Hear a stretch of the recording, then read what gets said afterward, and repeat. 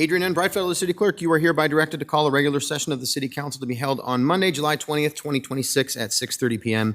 in the historic Federal Building for the purpose of conducting such business that may properly come before the City Council. Thank you. Good evening and welcome to a regular session of the Dubuque City Council for July 20th, 2026. As a reminder to our participants, you can provide in-person input or virtual audio and written input during the sections of the agenda where public input is accepted. Input options during the live meeting include in-person attendees may approach the podium when the mayor asks if there is any public input on the item they would like to speak to. Remote attendees can log into GoToMeeting using the login links, phone numbers, and access code that appear on the broadcast and live stream and posted on the front page of the meeting agenda. This option includes audio input and written chat input. If you are participating via computer, indicate which item you would like to speak to in the chat function or note that you would like to speak during the appropriate section. If you are participating via phone, indicate which item you would like to speak to during the appropriate section. All comments, whether in person or virtual, must be accompanied by a name and address. Additionally, written public input is accepted by contacting the City Council directly from the city's webpage at www.cityofdubuque.org/councilcontacts and through the City Clerk's office email at ctyclerk@cityofdubuque.org. This information will be reiterated during the meeting. Attendance for the session is as follows. Mayor Kavanaugh. Here. Council members Leyendecker. Here. Resnick. Here. Roussel. Here. Sprank. Here. Staver. Here. Wethel. Here. City Manager Van Milligan. Here. And Assistant City Attorney Lehman. Here. Thank you. Mayor Kavanaugh, I'll turn it over to you for the Pledge of Allegiance. Thank you, Adrian. I invite all who are able to please rise and join us for the Pledge of Allegiance. I pledge allegiance to the flag of the United States of America and to the republic for which it stands, one nation under God, indivisible, with liberty and justice for all.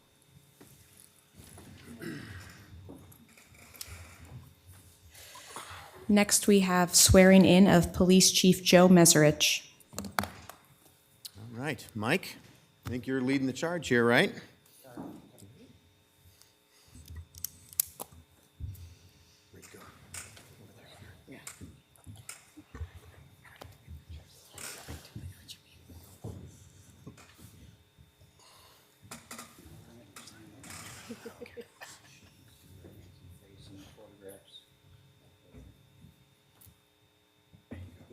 Please raise your right hand and repeat after me. I state your name. I, Joe Meserich, Do solemnly swear do solemnly swear that I will support the Constitution that I will support the Constitution of the United States of the United States and the Constitution and the Constitution of the State of Iowa, of the State of Iowa, and that I will faithfully and that I will faithfully and impartially, and impartially, to the best of my ability, to the best of my ability, discharge all the duties discharge all the duties of the office of Chief of Police of the Office of Chief of Police as now as now or hereafter or hereafter required by law. required by law. Congratulations, Joe.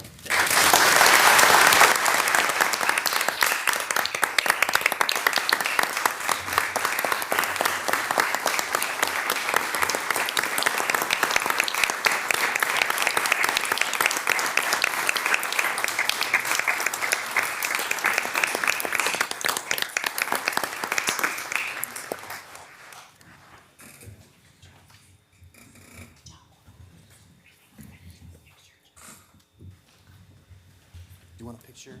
Yeah, over there. We need you over here again.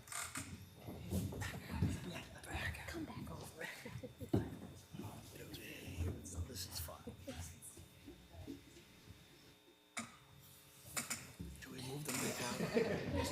That's just good. There we go. Thanks, Tyson.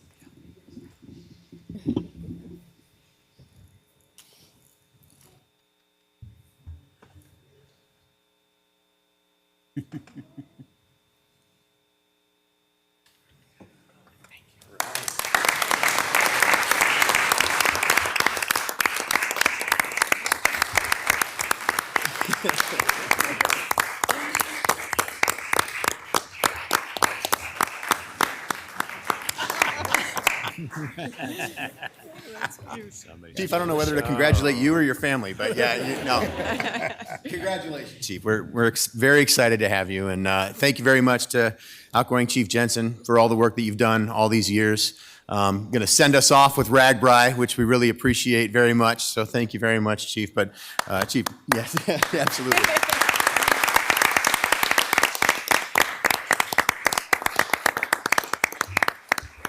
But Chief Mesrich, we're really looking forward to working with you. So thank you very much for your service. Yeah. All right, Adrian. Next, under presentations, we have U.S. Food and Drug Administration's Voluntary National Retail Food Regulatory Program Standards Recognition.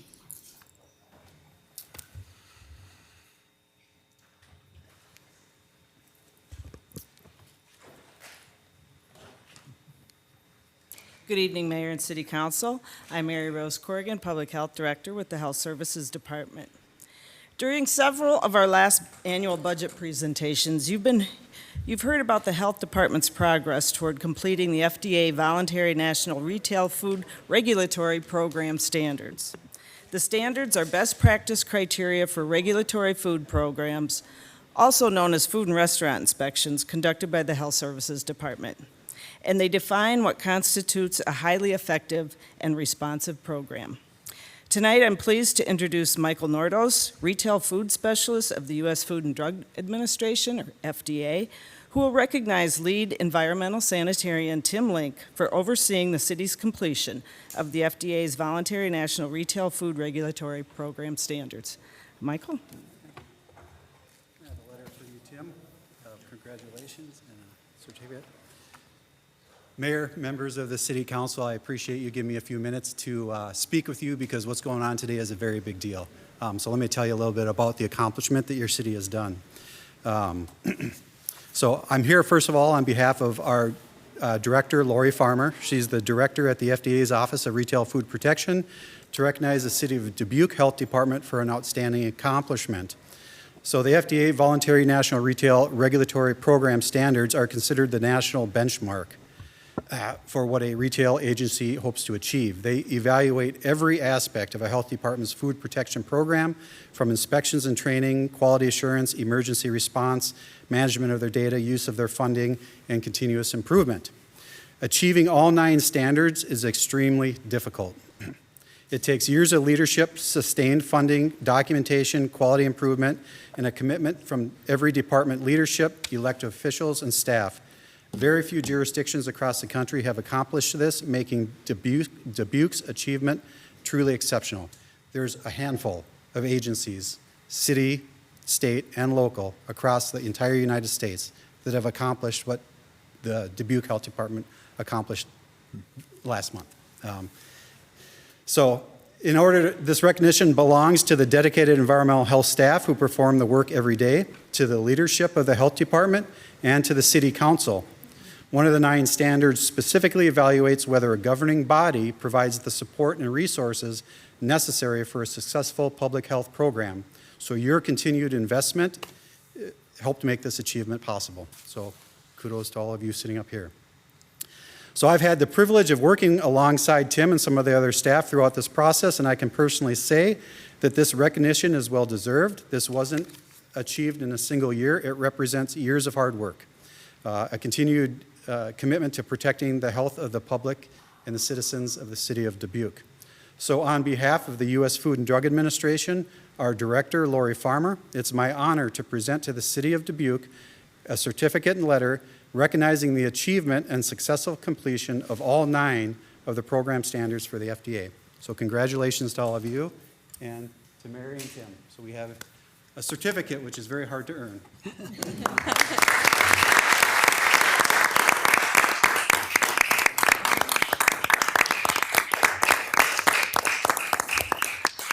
I know we want a photo, so we'll come on up, but please, come on. I'll talk while you're up here. Yeah, I want to, Tim, first of all, congratulations to this, and Mary Rose to your department. This is an incredible accomplishment. I don't think I realized how incredible until, Michael, you were able to tell us this. So thank you very much for everything that you're doing. You keep the city of Dubuque safe. Your service it goes often unseen by many people, but every single person that ever travels through the city of Dubuque appreciates it. So thank you.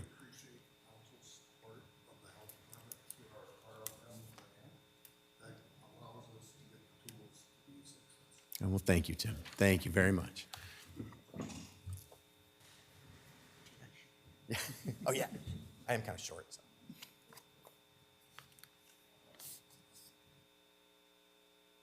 Thank you very much.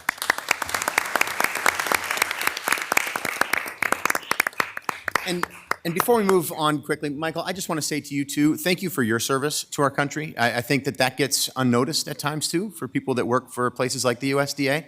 And I want to make sure that you know that we here on the City Council in the City of Dubuque appreciate that as well. So thank you very much for being here today. All right, Adrian. We'll move on to proclamations. Our first proclamation is Dubuque County Fair Week. It's Dubuque County Fair Week. Are we ready? Come on up. Yeah. Let's talk about how excited we are for Dubuque County Fair Week. Thank you. John Brees, General Manager of the Dubuque County Fairgrounds. August 28th through August 2nd is our 73rd annual fair.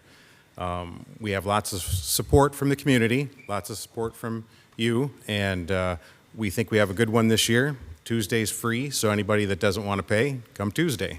Got lots of things going on, and just appreciate all the community support. Well, thank you very much for being here, John. We really appreciate that. July 28th. July 28th through August 2nd. Yep, absolutely. Yep. And I know that we'll be there to kick it off, and always appreciate that invitation to be there and to celebrate with everybody from Dubuque. And I think there's plenty of good stuff to pay for, too. So people should show up and pay for a few things, I think, while they're there as well. Yeah. We have concert Thursday and Friday night, which we didn't last year, so hopefully that goes over well. Excellent. Yeah, excellent. We'll order up some good weather for you, too. So, well, thank you very Appreciate much that. for everything you do and for everybody who has a hand in organizing the fair. And thanks again for being here to accept this proclamation again this year. City of Dubuque Proclamation. Whereas the Dubuque County Fair is the largest and longest celebrated family entertainment event in the county, now in its 73rd year. And whereas the residents of Dubuque and the surrounding cities have been persistent in the success of this great community event. And whereas the Dubuque County Fair continues to bring together family and friends, both rural and urban, in a way that respects tradition while remaining current. And whereas the strong rural traditions of our community are celebrated with support of the 4-H and FFA youth, as well as volunteers who share generously of their time and talents. And whereas the Dubuque County Fair, with more than 60,000 annual attendees, directly benefits the county by driving economic development in the region. And whereas local nonprofits rely on the annual fair to generate funds that are cycled back into our community to serve the greater good. And whereas the Dubuque County Fair is among the area's top entertainment value, featuring everything from creative arts exhibitions, races, tractor pulls, and demolition derby, to the numerous animals, exhibits, ground entertainment, and music acts. And whereas the Dubuque County Fair, which many consider the 6 best days of summer, officially opens on Tuesday, July 28th and runs through Sunday, August 2nd, 2026. This year's theme is Sweet as It Can Be at Fair 73, to help celebrate this anniversary and our great community. Now, therefore, I, Brad M. Kavanaugh, Mayor of the City of Dubuque, Iowa, on behalf of the City Council, staff, and residents of Dubuque, do hereby proclaim the week of July 28th through August 2nd, 2026, as Dubuque County Fair Week in the City of Dubuque, Iowa, and encourage the participation of our city's residents.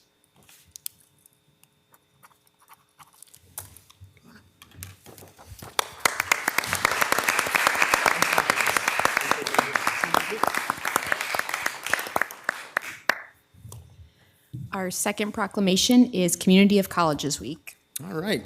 Somebody who's not a stranger because he was just here 15 minutes ago, Nick Hockenberry. Good evening, Mayor, council members, and city staff. So my name's Nick Hockenberry. I am the Director of Regional Development at Greater Dubuque Development Corporation. I'm honored to be here tonight to introduce this proclamation recognizing Community of Colleges Week, to be celebrated from August 3rd to August 7th, 2026. This moment marks the beginning of our offices and many other partners throughout the region's engagement with colleges for the 2026-2027 school year. And with it, our renewed commitment to the students who come to the Greater Dubuque region, those just arriving, those returning, and those who've traveled here from across the Midwest and around the globe. These students don't just fill our classrooms and campuses, they fill jobs, they bring new ideas, launch initiatives, volunteer their time, and breathe life into our communities. Our colleges and universities are not just amenities, they are economic drivers, community anchors, and engines of innovation and leadership. And their students are exactly the kind of talent every community is competing to attract. In this region, we recognize their value and we work to show them their opportunity here. We are deeply grateful to the City of Dubuque for not just saying students matter, but showing it through actions like continuing free Jewel service for college students at institutions within the city and supporting events and efforts that build a sense of place and belonging. This proclamation affirms that commitment and amplifies a message we're proud to share to every student who calls this region home. You can be great here. Thank you, Mayor, Council, and many higher education partners for joining us this evening. Well, thank you very much, Nick. Very well said, for sure. If you are representing a higher education institution here in Dubuque, could you raise your hand for us, please, so we can see you? Thank you so much. Let's give them a hand, please.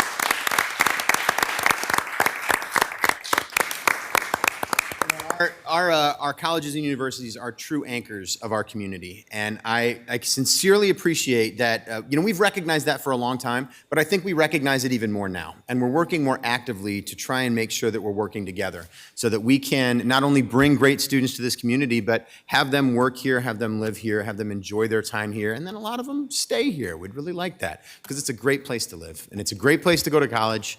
It's a great place to just be a part of this community. So if you are a member of the community, welcoming college students, make sure, I know at Farmers Market these first couple of weeks when the students show up, a lot of them are going to be walking through there and kind of checking Dubuque out. Say hi to them. Say hello. Say welcome. Say welcome to Dubuque, and we're glad to have you here because we truly are. So thank you for being here tonight. Thanks for all the work that you do, and then, of course, thanks for being here to accept this proclamation. City of Dubuque Proclamation. Whereas the residents of the City of Dubuque and the Greater Dubuque region recognize the vital role that our colleges and universities play as cornerstones of economic prosperity, cultural vitality, and community advancement. And whereas Capri College, Clark University, Divine Word College, Emmaus University, Loras College, Northeast Iowa Community College, Southwest Wisconsin Technical College, and the University of Dubuque, the University of Wisconsin-Platteville, and Wartburg Theological Seminary represent a diverse and respected network of higher education institutions that serve students from around the region, the nation, and the world. And whereas Dubuque's higher education sector is a key economic driver, educating tomorrow's workforce, employing hundreds of professionals, attracting visitors, and fostering innovation and civic engagement across the tri-state area. And whereas the students who choose to live and learn in the Dubuque region enrich our neighborhoods, strengthen our talent pipeline, and help shape the future of our community. And whereas the City of Dubuque expresses its deep appreciation for the contributions of the students, faculty, and staff at each institution and affirms its commitment to fostering an inclusive, welcoming, and opportunity-rich environment for all. And whereas Dubuque College Visit Week, August 3rd through the 7th, brings prospective students and families to our city, showcasing the high-quality educational opportunities and exceptional quality of life our region offers. And whereas this week also serves as a time to celebrate and promote the collective strength and value of the Greater Dubuque region's higher education community. Now, therefore, I, Brad M. Kavanaugh, Mayor of the City of Dubuque, Iowa, on behalf of the City Council, staff, and residents of Dubuque, do hereby proclaim the week of August 3rd to August 7th, 2026 as Community of Colleges Week.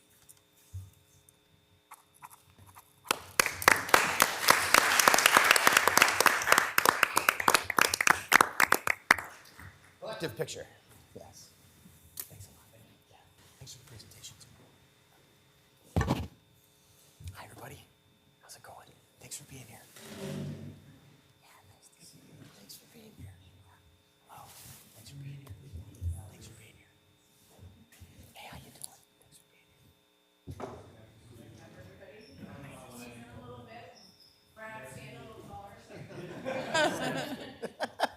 Jason, get out of the way. No, I'm just kidding. I'm totally kidding.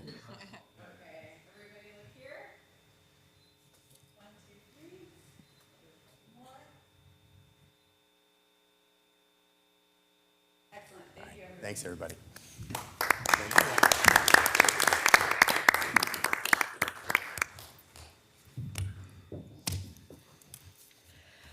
We'll now move on to consent items. At this time, anyone participating in the meeting in person who would like to discuss one of the consent items, please approach the podium when the mayor asks if there is any in-person input and state your name and address. For all remote attendees, please enter your name and address in the chat function or state your name and address over the phone when the mayor asks if there's any virtual input. If more than one participant would like to speak, then city staff will determine the speaking order of the participants. Please state the item you would like removed from the consent agenda for separate discussion and consideration, and consent items can be found on pages 2 through 6 of the agenda. All right, thank you, Adrian. Do we have anyone in chambers who would like to remove any of the consent items for separate discussion this evening? Seeing no one here. Anyone virtually? No input. Okay. All right, back to us then. Anybody need to remove anything? Actually, I do, now that I'm remembering this. I need to remove number 14, please, for separate discussion. Any others? Mr. Mayor, Yes, Mr. Resnick. I move to receive and file the documents, adopt the resolutions, and deal with the consent items as recommended, except for number 14. Second by Wethel. Got a motion by Resnick, second by Wethel. Adrian, would you call the roll, please? Wethel. Aye. Resnick. Aye. Kavanaugh. Aye. Leyendecker. Aye. Roussel. Aye. Sprank. Aye. Staver. Aye. Passes 7-0. All right, number 14, I entertain a motion to get it on the table, please. Mr. Mayor, Ms. Roussel? I move to receive and file and approve. Number 14. Second by Sprank. Got a motion by Roussel and a second by Sprank. All right, this item is the contractual services agreement with Crescent Community Health Center. As I mentioned in the past, my wife is employed by Crescent Community Health Center, and therefore I'd like to abstain from this item since this involves a direct contribution from the city of Dubuque to Crescent Community Health Center. Any further discussion? All right. Motion here is to receive and file and approve. Adrian, could you call the roll, please? Wethel. Aye. Resnick. Aye. Leyendecker. Aye. Roussel. Aye. Sprank. Aye. Staver. Aye. That motion passes with 6 ayes and 1 abstention. We'll move on to items set for public hearing. We have 4. First is Communications Facility License Agreement, NCWPCS MPL 29-year Sites Tower Holdings LLC for August 3rd, 2026. Second is Dubuque Fire Headquarters Bunk Room Remodel Project, initiate public bidding process and setting date for a public hearing for August 3rd, 2026. Third is setting a public hearing for the issuance of not to exceed $2,542,000 sewer revenue capital loan notes, Terminal Street Pumping State Rehabilitation Project for August 3rd, 2026. And fourth is setting a public hearing for the issuance of not to exceed $2,663,000 sewer revenue capital loan notes, Water and Resource Recovery Center Industrial Controls Project for August 3rd, 2026. Mr. Mayor, Ms. Roussel? I move to receive and file, adopt the resolutions, and set the public hearings for August 3rd, 2026. Second by Sprank. Got a motion by Roussel, second by Sprank. Adrian, would you call the roll, please? Wethel. Aye. Resnick. Aye. Kavanaugh. Aye. Leyendecker. Aye. Roussel. Aye. Sprank. Aye. Staver. Aye. That motion passes 7-0.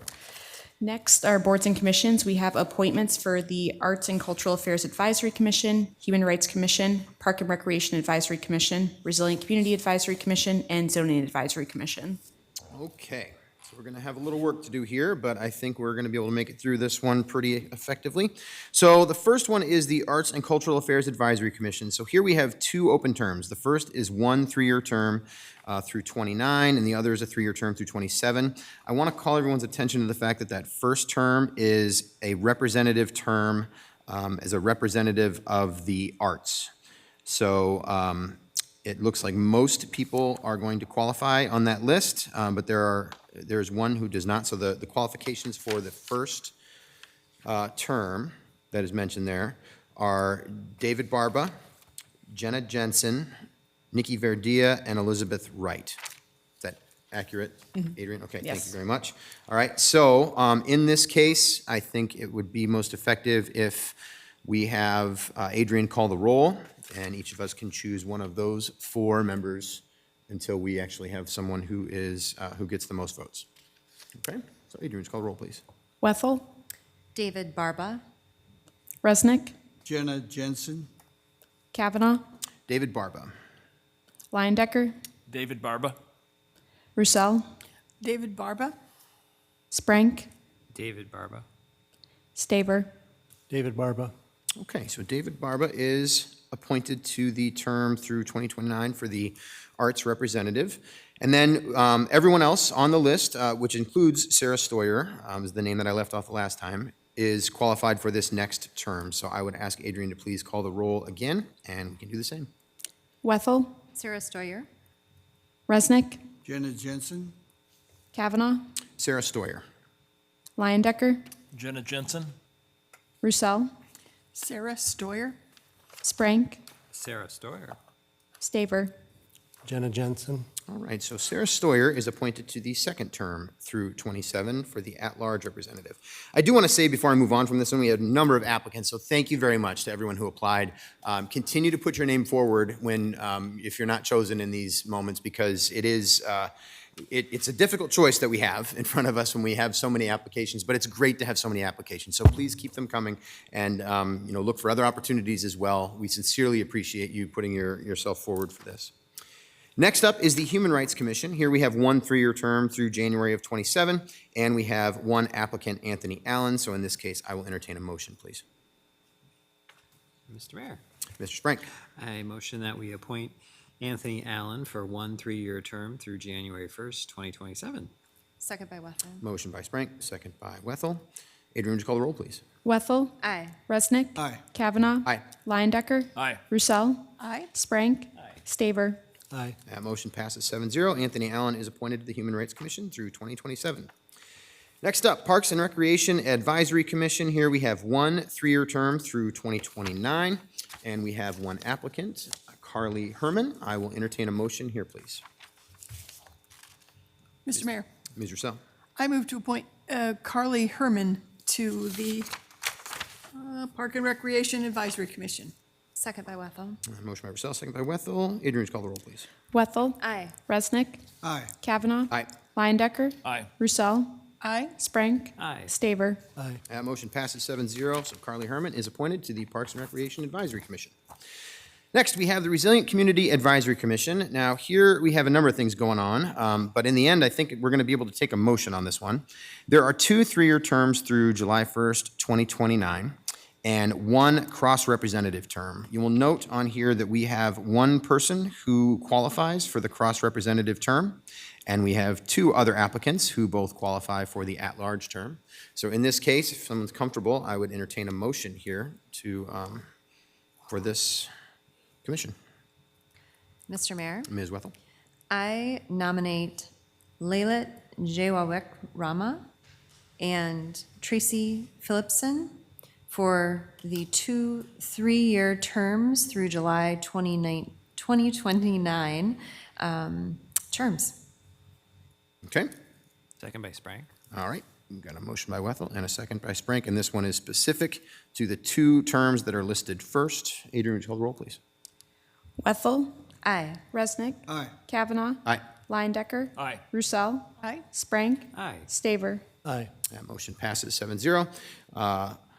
Yaya Wikrama and Tracy Phillipson are appointed to the two terms through 2029.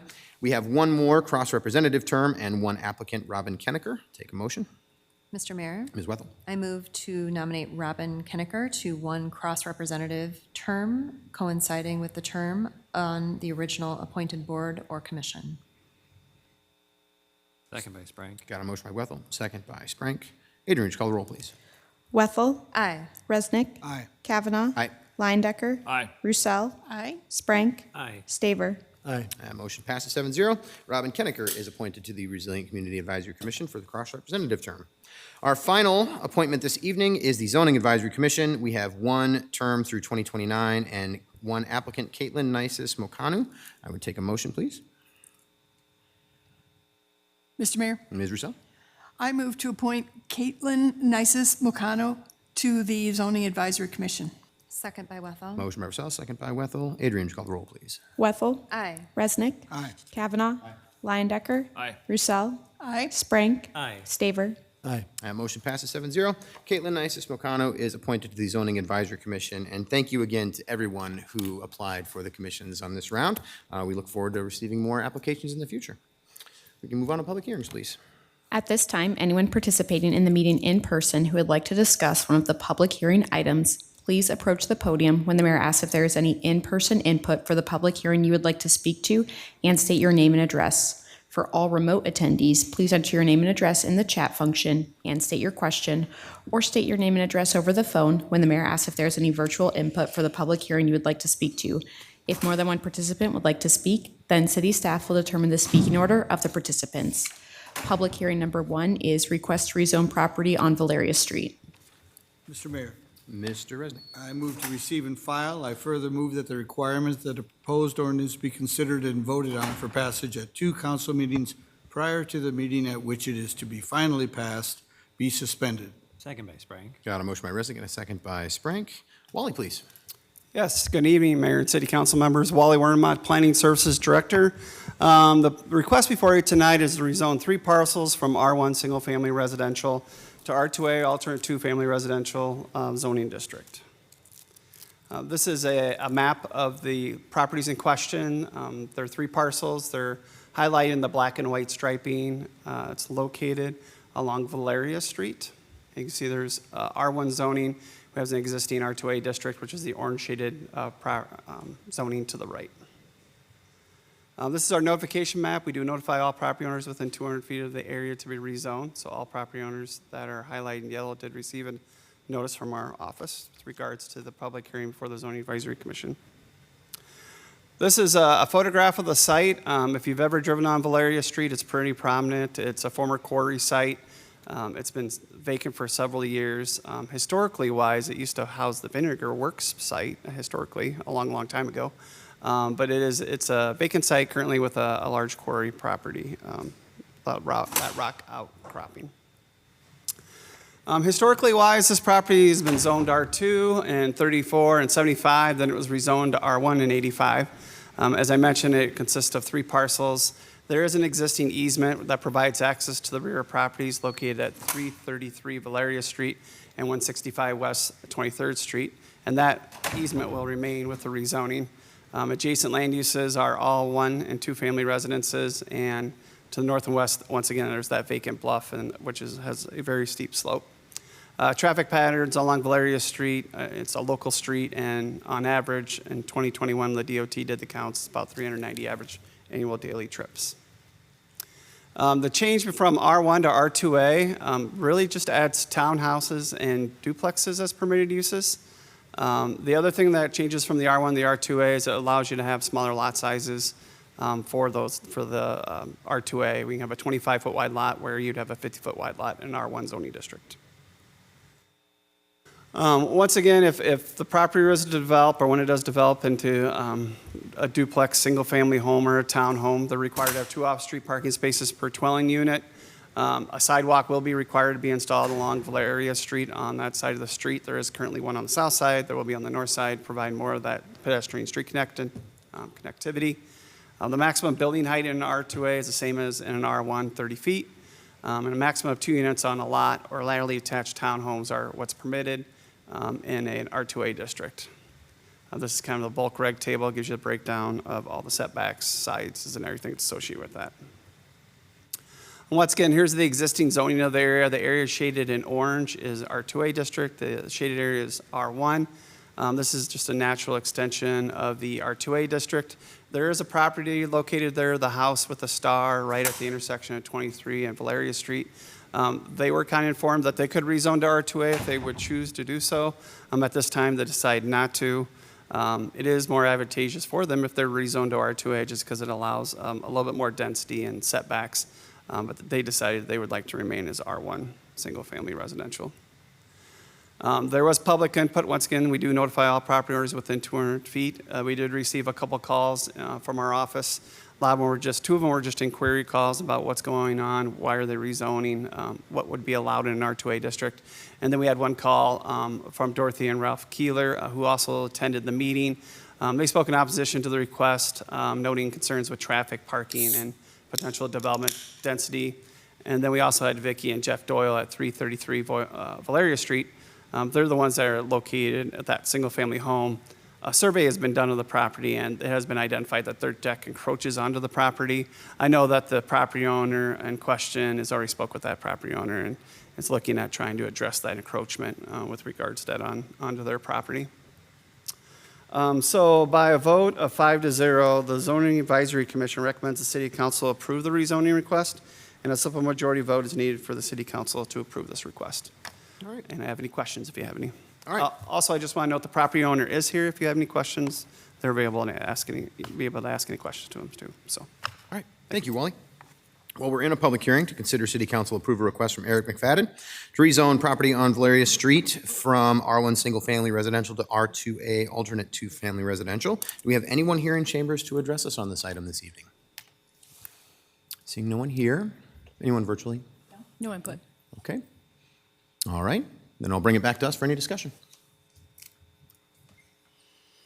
Mr. Mayor? Yes, Mr. Resnick. So this is the very first step that we need to do, and then there'll be other questions and things coming before us. Is that correct, Mr. Wernimont? That we're going to be looking at, the space around the house, like you say, the setbacks and other things, because it is an increase in density, but it's not an unreasonable request, because we do have standards, right? That we have that must be fulfilled. And is there a nearby park, by the way? What's the closest park? That's a good question. Comiskey Park is located several blocks away from them. Just in the nearest school used to be Fulton at the time. But yeah, there's not a lot of recreational parks that I can think of in my head that's close by. Okay. To answer your question about setbacks and everything, so you'll review the rezoning. The required setbacks are 10 feet from the front property line, 3 feet from the side property line, and for a townhome, they could be 0 foot, and they have a 10-foot rear yard setback. They're also allowed to cover more of the land, 50%, than a single-family home. It allows that density, and this is a need in our community, especially when we look at affordability. Getting smaller houses, that ability to have those townhouse lots, which we've had requests in the past for them. We've had several properties being asked to rezone from R1 to R2 because there is a need in our community for that. But with regards to setbacks, that's based on what the code is. If there was a variance or anything for that, that would go to the Zoning Board of Adjustment for their review. It would not come before the City Council. Thank you. And I noticed, we talk about its increased density, and what do you mean by that? I know that when I was growing up, we'd have 8 people in the family in a single-family house. And now the families are smaller, so there are, I suppose, more units. But is it really an increase in density? It might be. But how do you talk about density? I'm defining density as the number of just residential units, not the number of individuals lived in them. The average family household size has reduced since the 50s, 60s, 70s, 80s. It's actually getting more and more. And then our individuals aren't having kids until they're later in life. I grew up, I have 7 brothers and sisters. I have a twin brother and a younger brother, another set of her twins. So gone are those days. We're seeing more and more of the average family household size being either 1 or 2 kids. And a lot of times from that density level, and especially smaller housing, and maybe 1 bedroom or 2 bedroom, that really kind of controls that density side of things. Although we are seeing, individuals, and I think you just heard tonight talking about trying to retain our youth. Trying to afford a home is very difficult. So you see a lot of college students coming back home, living with the parents while they're trying to generate that income to be able to afford a down payment, of which in an R2A district, which is kind of like our Washington neighborhood areas, smaller lots, more vertical, it brings the house price for new construction down. It makes it a little bit more affordable and everything that's associated with that. So. And finally, the final plan will include the parking issue, right? Generally, we have 1.5 allowed per unit. Is that how that? Yeah, and typically with duplexes, we usually see two parking spaces per each unit, 1 inside the garage and 1 in the driveway. If they cannot provide the required amount of parking, then we have to do a parking variance and go before the Zoning Board of Adjustment. We would notify everyone within 200 feet of the property and go through that public hearing process. And the board heard the neighbors' concerns, and they still voted 5-0. I appreciate that they talk about safety of the neighborhood, and we hope that this will be a safe neighborhood and a good addition. But thank you very much. Thank you, Mr. Mayor. Mr. Sprang. Thank you. Thank you, Mr. Mayor. I've got no concerns with this. The land's been sitting idle for nearly 100 years, and I'm happy to see that a smaller developer is stepping up to try to build something, potentially smaller houses or townhouses. So many folks in my neighborhood want to see that, so I'm excited to see that this weird little corner lot that's just been sitting there for almost 100 years, somebody wants to do something with it. So I'll be approving this one. Thank you. Thank you. Anyone else? All right. Well, Wally, thank you very much for the information, and thanks to the Zoning Advisory Commission and everyone who provided input. I tend to agree, I think, mostly with what I just heard from Mr. Sprank. I think that this is a good addition. I don't see anything really inappropriate with this rezoning, and I think it has the opportunity to be able to provide As you mentioned, a little bit more density to the neighborhood, but in a way that is not going to overwhelm it. And I don't think we ever really are trying to overwhelm a neighborhood for sure. So I think it's good to be able to have something like this. So I look forward to seeing this here and some new housing being provided in the city, and we'll be voting for this rezoning. All right. With that, motion here is to receive and file and waive the 3 readings. Adrian, would you call the roll, please? Wethel. Aye. Resnick. Aye. Kavanaugh. Aye. Leyendecker. Aye. Roussel. Aye. Sprank. Aye. Staver. Aye. That motion passes 7-0. Mr. Mayor, Mr. Resnick. I move the final consideration and passage of the ordinance. Second by Sprang. Motion by Resnick and a second by Sprank. Adrian, would you call the roll, please? Wethel. Aye. Resnick. Aye. Kavanaugh. Aye. Leyendecker. Aye. Roussel. Aye. Sprank. Aye. Staver. Aye. That motion passes 7-0. Public hearing number 2 is public hearing for sale of city-owned property at 2527 Washington. Mr. Mayor, Mr. Sprank. I motion that we receive and file and adopt the resolutions. Second by Wethel. I got a motion by Sprank and a second by Wethel. Mike, please. Thank you. Housing and Community Development Director Maddie Haberlin is recommending City Council approve the purchase agreement to sell city-owned real property located at 2527 Washington Street. The property at 2527 Washington Street was acquired by the City of Dubuque to be rehabilitated and sold to a low to moderate income first-time home buyer. Rehabilitation of this property was completed and it was listed for sale in May of 2025. The original asking price was $210,000, but over time was reduced to $199,500. The criteria that were used to select the buyer is as follows. Number 1, price is the appraised value or a lower value set by the housing department to remain affordable. Number 2, a low to moderate income household. Number 3, first-time home buyer. Number 4, a housing choice voucher participant. Number 5, participant in home ownership ready programs with the City of Dubuque or its partners, such as DePaco's credit repair program. The city received an offer from Jacob Bedka, who met the criteria, and the offer was accepted on June 15, 2026. I concur with the recommendation and respectfully request Mayor and City Council approval. Thank you, Mike. We're in a public hearing to consider City Council approve the purchase agreement of city-owned real property located at 2527 Washington Street. Do we have anyone here in chambers to address us on this item? Seeing nobody here. Anyone virtually? Nope. Okay. Back to us for any discussion then. Yeah, Ms. Rousseau.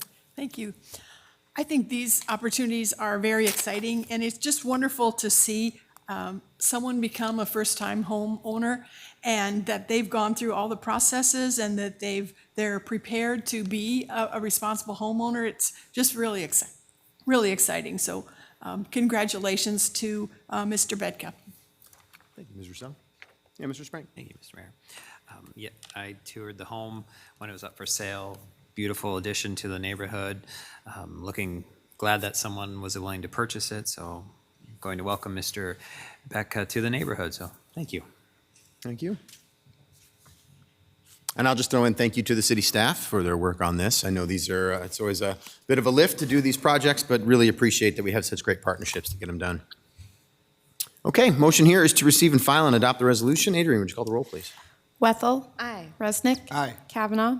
Leyendecker. Aye. Roussel. Aye. Sprank. Staver. Aye. That motion passes 7-0. Public hearing number 3 is public hearing for sale of city-owned property at 821 Garfield. Mr. Mayor, Mr. Sprank. I motion that we receive and file and adopt the resolution. Second by Wethel. Motion by Sprank, second by Wethel. Mike, please. Thank you. Housing and Community Development Director Maddie Haberlin is recommending City Council approve the purchase agreement to sell city-owned real property located at 821 Garfield Avenue. The property was acquired by the City of Dubuque to be rehabilitated and sold to a low to moderate income first-time home buyer. Rehabilitation of this property was completed and it was listed for sale in April of 2026. The original asking price was $214,900. The criteria that were used to select the buyer as follows. Number 1, the price is the appraised value or a lower value set by the housing department to remain affordable. Number 2, a low to moderate income household. Number 3, a first-time home buyer. Number 4, a housing choice voucher participant. Number 5, participant in the home ownership ready programs with the City of Dubuque or its partners, such as the PACO's Credit Repair Program. After the property had been on the market for approximately 29 days, the city received an offer from Haley Johnson, who met the criteria, and the offer was accepted on June 8th, 2026. I concur with the recommendation and respectfully request mayor and city council approval. Thank you, Mike. We're in a public hearing to consider city council approved disposing of city-owned real property located at 821 Garfield Avenue. Do we have anyone here to address us on this item? No one here? No one virtually? No input. Back to us then for any discussion. Mr. Sprague? Thank you, Mr. Mayor. This was a property that sat on Garfield that was getting rehabbed by the Four Mountains Heart Program. So there was a lot of youth that put a lot of time and energy to make this house to be the beautiful home that it is. So I'm glad that great partnership with the city moved forward and continues to move forward.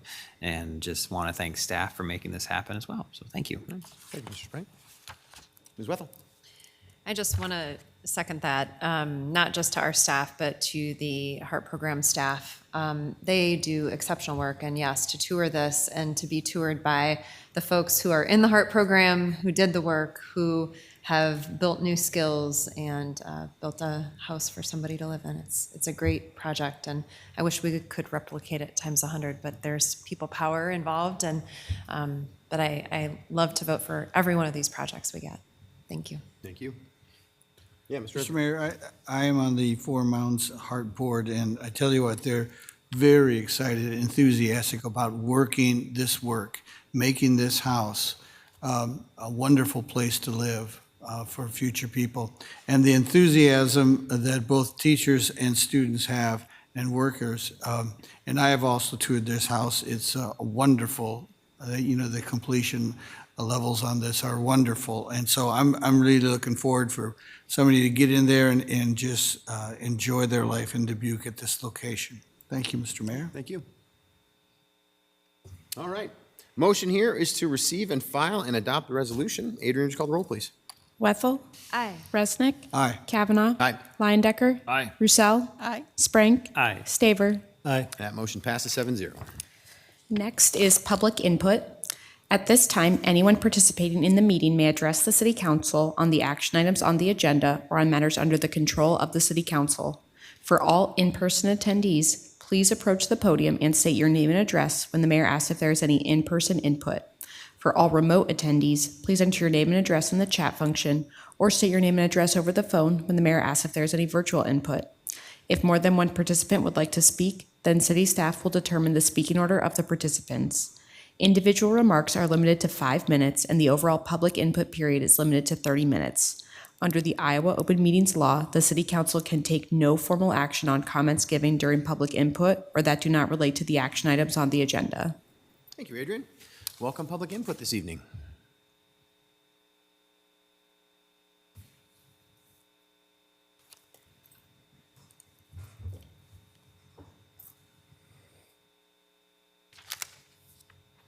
So somebody has to be first, right?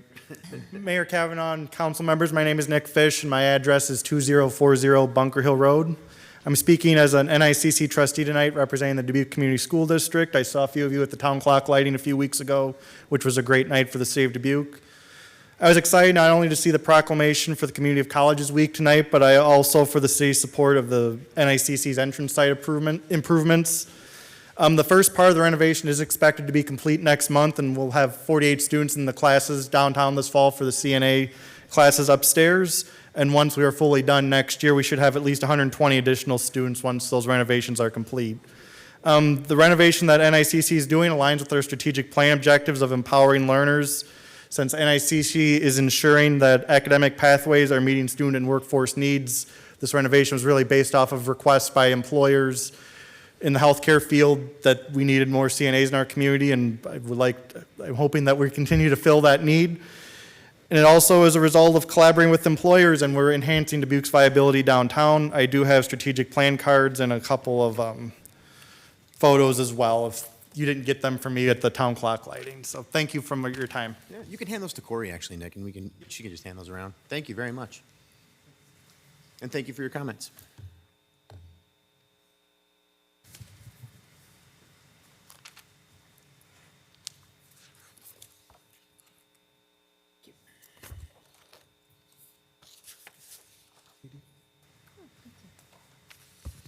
Good evening, Mayor, Council, staff. Rob McDonald, 3399 Eagle Point Drive. I'm here to speak about the greenhouse Lexan replacement, all the materials that make it a greenhouse. I'm not opposed to the project. How it was carried out, I think, is some comments I want to make. It appears the project had been requested to be improved starting back in 2022, and for whatever reason, it wasn't a priority. The Lexan had become brittle and yellowed and affected the light. Well, it appears there was a storm last fall, so there was a decision made to go ahead and fix this, and there were reasons to do the entire greenhouse, because if we're going to bring people in and fix part of it, sometimes there's economies of doing that. I question the amount of damage that triggered that kind of project to go forward, because the damage happened last fall and it wasn't repaired until last month. The City Council touts the ultimate transparency of the budget process with the multiple meetings that you conduct covering it. There's $900 cell phones that have to go through the budget process. I've seen this council debate $10,000 for a marketing expenditure with the airport. Seen them debated that for 30 minutes. Yet a $146,000 expense, where the majority of the dollars spent went to what I'd call normal capital improvements, sailed through on a consent agenda in February. That's not transparency at its highest level. Meanwhile, there are two historic structures at Eagle Point Park with tarps on the roof. The roofs have been bad for a long time. I question we have staff picking priorities without guidance from this council on a $146,000 project. It's not lost on me that this $146,000 future expense, which with the work being done last month, was never highlighted in public meetings prior to the park's budget meeting April 13th. And we all know I was speaking a lot about the greenhouse and the economic viability of it. This piece of information was added to a memo released after the budget on April 20th, after the budget meeting was completed. And again, this is not the kind of transparency that we talk about. Matt Kelsovich's memo recommending this work being done last October to the city manager stated fiscal year 2025 general fund savings was identified as the funding to support this project. But remember, all of the fiscal year 2025 general fund savings, I believe, was used to support subsidizing Denver Air flights, which weren't in the budget either. At the time of this memo in October, that fact had not yet been daylighted. That's not transparency as well. A couple other things, and it appears now this project will be funded through a budget amendment later this year for fiscal year 2026 or 2027. It's confusing. So it appears from the memo there was one bid.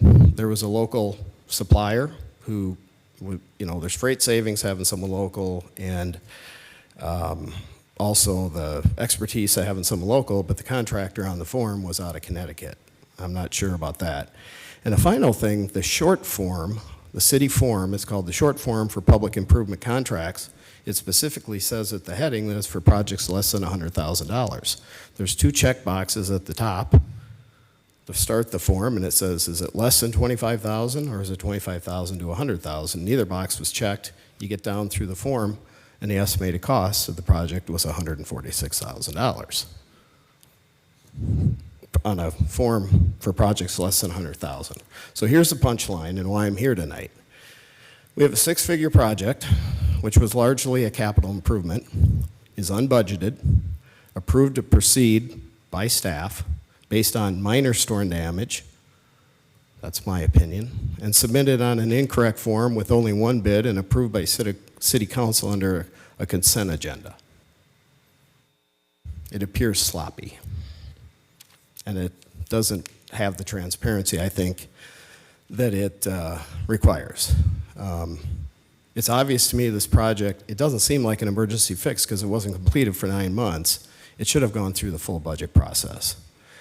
The transparency that is so often talked about doesn't match the actions all the time in this city. Actions speak louder than words, as we know. This city council owes its citizens a higher level of attention paid to the fiduciary duties you have as elected officials. This particular instance is how citizens, unfortunately, come to think that this council rubber stamps items, which I know you spend a lot of time in the details, but this is one of those instances where probably more detail could have been spent. We've seen that the typical annual budget process demonstrates the level of detail that require council approval for $900 cell phones and maybe even $2,500 office furniture additions. That sets the bar at a certain level for citizens' expectations. This particular non-budgeted $146,000 expenditure raises people's eyebrows. The city is taking extraordinary steps to keep rain out of a greenhouse when we have historic structures at Eagle Point with tarps on them, awaiting grants to come in to fund their repair. In my opinion, something is wrong with the process and the priorities that drive expenditures like this in our city. Thank you for your time tonight, and thank you for your service to our city. Thanks, Rob, for your comments. Anyone else this evening? Anything virtually? No. All right. No written input. All right. We can move on to action items. Action item number 1 is stormwater commencement of charge ordinance update. Mr. Mayor, Ms. Russell. I move to receive and file, and further move that the requirement that a proposed ordinance be considered and voted on for passage at 2 council meetings prior to the meeting at which it is to be finally passed be suspended. Second by Wethel. Motion by Russell, second by Wethel. Mike, please. Thank you.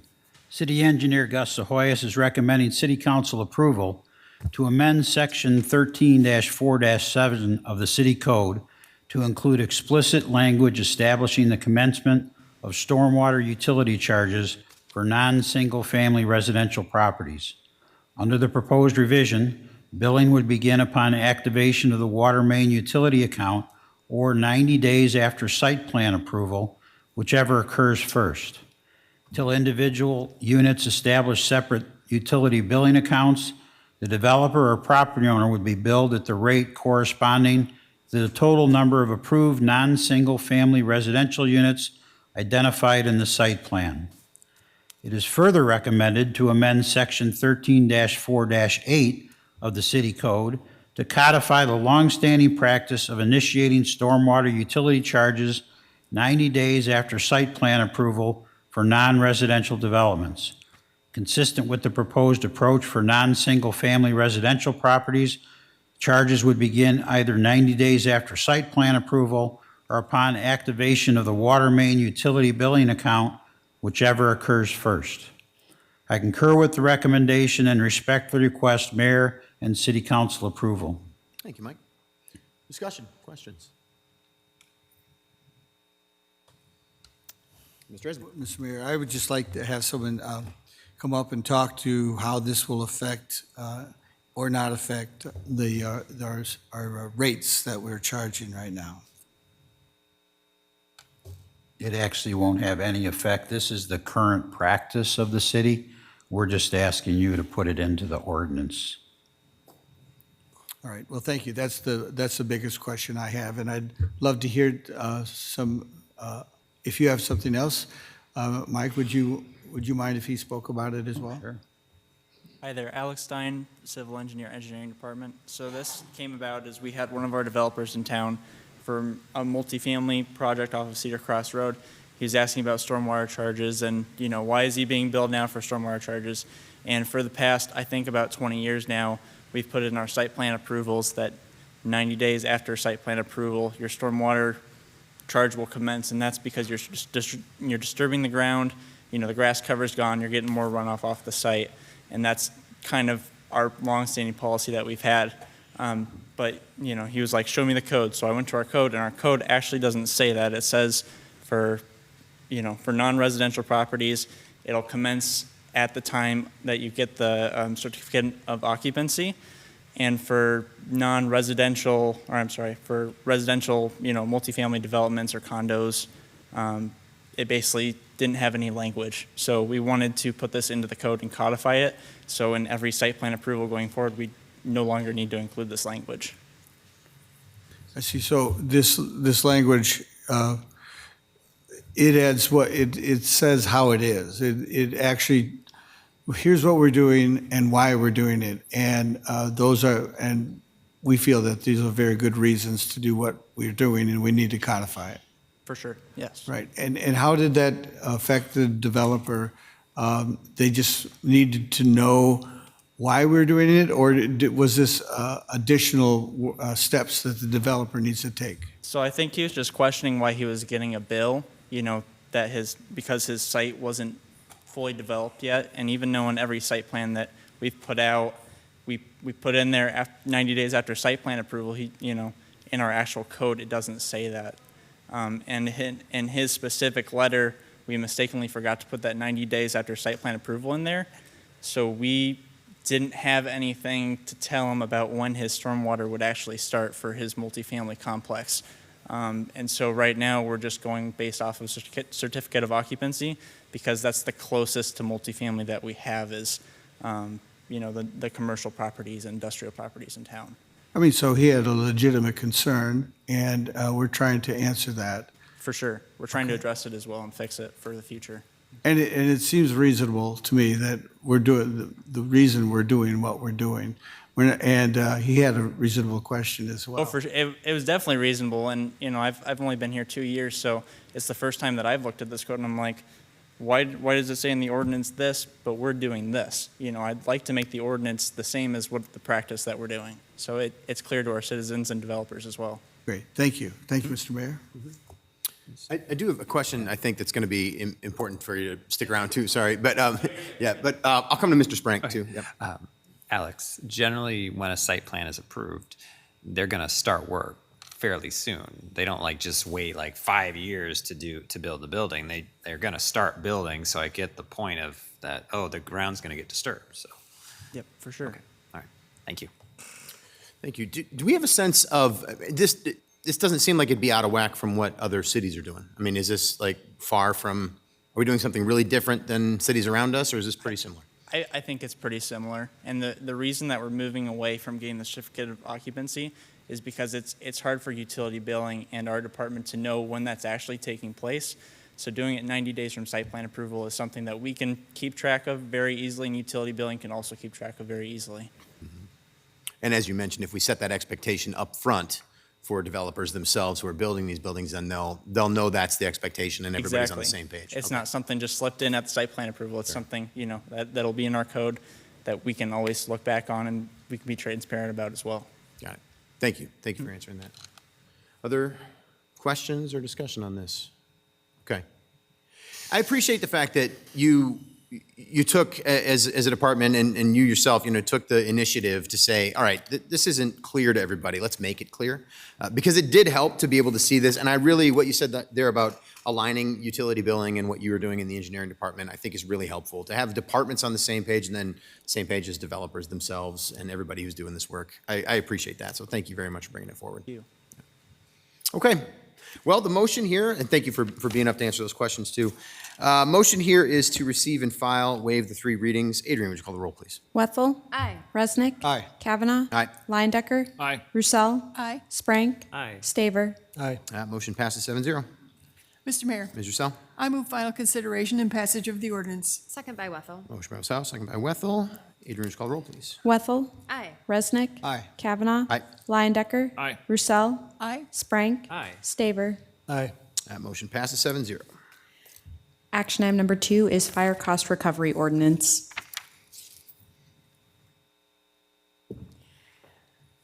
Mr. Mayor, Ms. Roussel? I move to receive and file, and further move that the requirement that a proposed ordinance be considered and voted on for passage at 2 council meetings prior to the meeting at which it is to be finally passed be suspended. Second by Wethel. Got a motion by Roussel, second by Wethel. Mike, please. Actually, this is Jason. Oh, Jason, I'm sorry. Sure, Mr. Go Mayor, ahead, thank Jason. you. This is the fire cost recovery ordinance that council had considered back on May 18th and asked staff to please take it back and make some revisions. We have made those revisions. I went back through the meeting and I listened to all of council's comments, and I believe I've been able to address each of those in the revised ordinance. So as the revised ordinance stands now, we have the same basic cost recovery framework that we had before, but I have added provisions that will clarify when and if we will be looking at an individual resident for cost recovery. Normally, we're not going to. Most circumstances, if it is a standard run-of-the-mill negligent accident or fire, we're not going to be looking at recovering from an individual resident. If there are aggravating circumstances, that's like an arson or an OWI that causes an accident, or maybe a commercial tanker that has sprung a leak and is leaking hazardous materials. Those cases, those would qualify as aggravating circumstances, and in that case, we may be looking to recover over and above the insurance limits that are available. Only in cases like that where we have an aggravated circumstance would we be looking to go after the personal assets of any of our residents. I've also added language into the ordinance that clarifies that this does not have anything to do with ambulances. We have a separate ambulance cost recovery ordinance, so this was meant to be separate. I clarified very clearly that we are dealing with two separate ordinances here. And we also added some provisions that would just make it crystal clear that we're not going to attach a lien to family homes absent, again, these extraordinary aggravating circumstances. And I believe the fire chief is here as well for any of the specifics on the program. All right, thank you very much, Jason. Discussion. Ms. Roussel first, and then we'll come to Ms. Wetha. I appreciate the plain language summary that you had in your memo that just is so very clear that people should not be deterred from calling 911 because we are using the method of recovery from insurance, which is why we all have insurance if our home catches fire or if we get in an accident. So I think that the clarifications that you've made have addressed my concerns about the ordinance, and that section that you put in plain language really explains the simplicity of what we're after here. Good. Thank you. Thank you, Ms. Roussel. Ms. Wetha. Yes, I think my question is for Chief, just to clarify what maybe other communities throughout the state do, if this is what we're asking is unique versus if this is a practice other communities actively participate in. Good evening, Mayor, Council. Amy Scheller, Dubuque Fire Chief. This is not something that's unique or that we've just brought forward. It is something that's utilized as part of a comprehensive cost recovery management or program. We're constantly looking at rates from all different angles and levels. Again, I say cost recovery because the fire department does not make revenue. So any opportunities to identify these and bring them forward for consideration. There's 20, based off of the RFP and the vendor that we selected, there's 20 that they cover in Iowa. There's 150 in Illinois. There's approximately 50 in Wisconsin. They do 60,000 transactions, and we're looking at approximately 500 transactions that would happen in Dubuque, so it's a very, very small percentage. So it's something that's used across the United States. Appreciate that. Thank you. You know, I think that the key is what you're asking is for us to not leave money on the table. I'm interested to know what other concerns my council colleagues have, but certainly I think that we must do what's appropriate in billing of insurance providers as we look to really take care of our residents and do it efficiently and with fiscal responsibility. So thank you. Thank you. Mr. Dresden. Mr. Mayor, thank you very much. So is the new ordinance, does it include clarifications only, or are there substantive changes? There are substantive changes. Subsection D is new, and subsection D has a bunch of resident protections in it. That is limit on cost recovery and collection.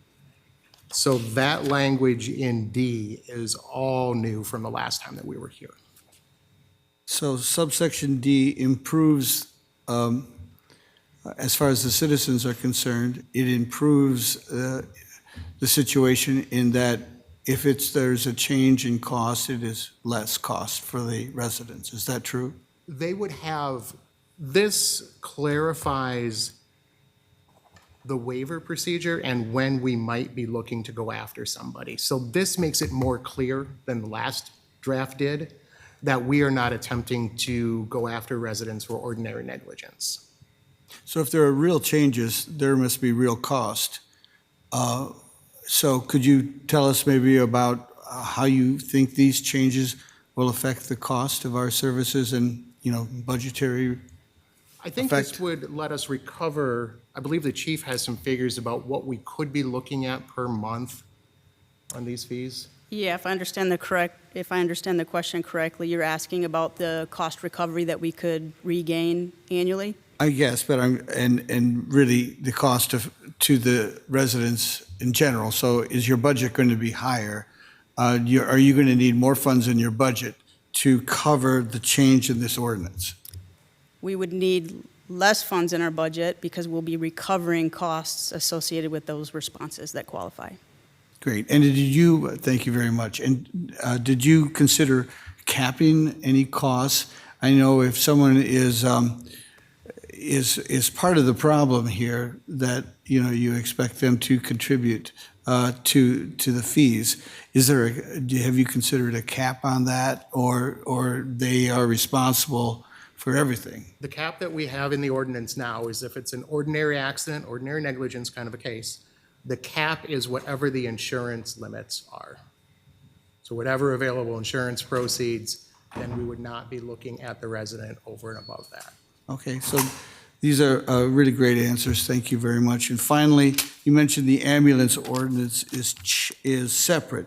Do you anticipate a change? Do you anticipate a review of the ambulance ordinance or a change? And then I'm sure you've looked it over. Has anybody requested that, or? Yeah, the review of our ambulance ordinance is going to be constant, so every year we'll look at it. You heard us discuss the cost report of actually providing the ambulance service that aligns with GEMT. That's done by a third party. They come in and audit the fire department, look at personnel costs, depreciation of vehicles, equipment that's required, and they provide us with the true cost of providing that service. That will be looked at every year and aligned. Thank you, and it doesn't have anything to do with what we're looking at tonight, but I want to thank you for answering that question, a clarification for me. Thank you, Mr. Mayor. Yeah, thank you. Others? Ms. Landecker. Yeah, Mr. Mayor, thank you. I'm glad to see the changes that have been made, and I think it's important that we have that defined, and so I appreciate the work and effort there. I still have some concerns overall about just residents paying for it, whether it's via insurance premiums or out of their pocket, and I know we've corrected that item now. So I think at the end of the day, we're all going to pay the price, even those that aren't going to be impacted because insurance premiums are going to go up because claims are going to be higher, specifically in Dubuque, associated with this. I understand it sounds like it's not abnormal for communities to do that, but that's just a reality, and so it's it's a cost that we're all gonna bear here. I did have a question on Mike's memo in terms of the funding strategy for the increase in personnel. One of the first item on there was the GEMT, the Ground Emergency Medical Transport, and I understand recently this year there's going to be a cap put on that and a limit that could impact our overall reimbursement by just over 7% for that. And so, I don't know, my question is, have we taken that into account in terms of the funding strategy overall for the increase in personnel that we're looking at? Yeah, that's a great question. So we are watching that closely. In fact, the open comment period for that is closing tomorrow. The state has taken action and capped that GEMT by that 7%. The strategy that we have on GMT by getting that third-party cost report, just as an example, from last year's cost report to this year's cost report, changed by 13%. So that fee is still plus several percentage. The way that the Dubuque Fire Department manages and the way that the EMS Bureau manages is important. You've got to look at that strategy all the time because things like this could impact your overall dollar. So predictions, projections, budget presentations are critical, and that's why you see that payer mix that we put up there and an understanding of the insurance cost recovery, the Medicaid cost recovery, the Medicare cost recovery, and the self-pay. But yes, we're watching it closely. Nothing has come forward completely, but what the summary version of that is what it's looking at is fuller transparency, a lot more oversight, and we're prepared to provide the information that we've already been using to defend the positions that we use in order to get those cost reports. Okay, thank you. I would Thank you, just Mr. Mayor. add to that, if you don't mind. Yeah, please. That the plan that we put forward to fund the 9 new firefighter positions included what we call the Federal Safer Grant, which you just approved the application recently.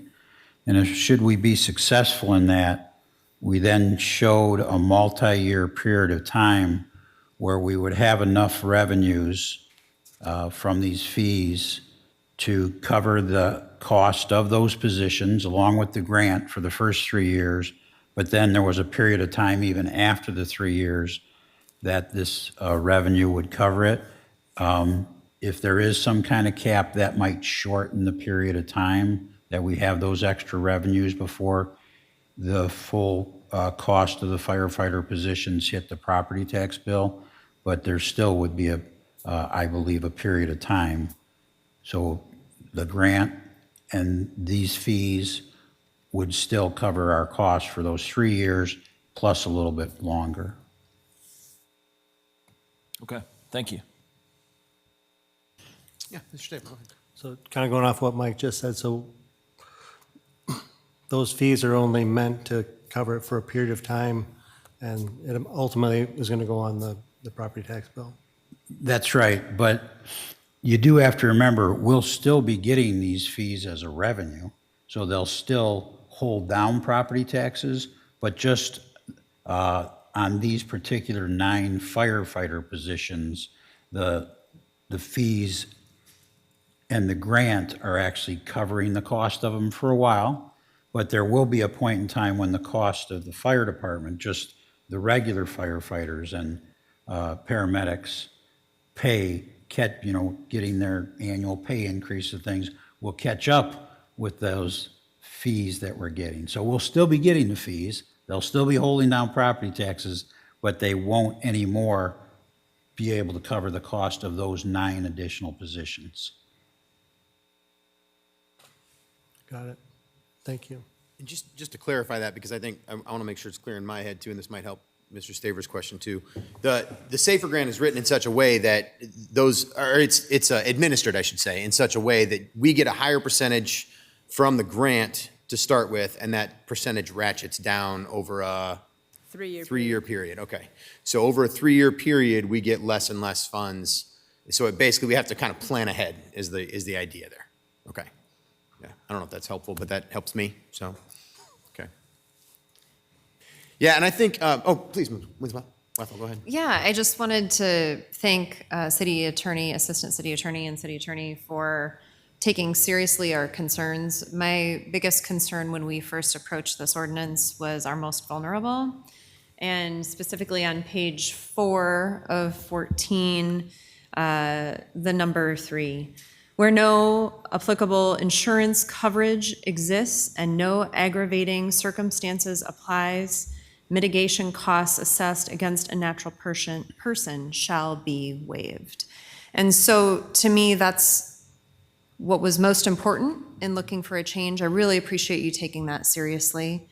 It means also with the work you've done that we're not balance billing people, meaning we're not taking what insurance doesn't cover and billing for the rest. To me, that is an ugly piece of what can happen to folks and put them into debt quickly. But we're not doing that.